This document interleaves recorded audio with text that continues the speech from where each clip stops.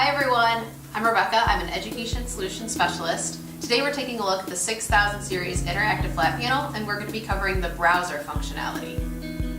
In order to use the internal browser, it's located at the bottom within the different app settings. In order to access that, you click on the white line and you have your different apps.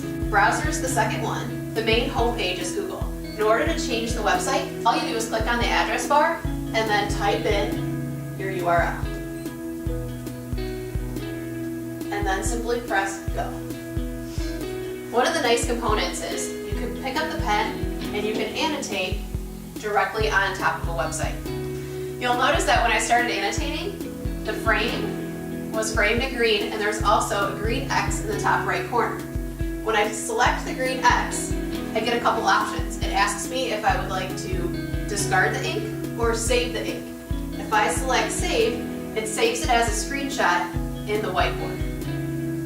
In order to access these, all you do is open the whiteboard app, and then in the bottom left corner there are 9 boxes, and the screenshot will save directly to there. Thanks for tuning in. For more of our Quick Solutions videos, visit our website at cotg.com.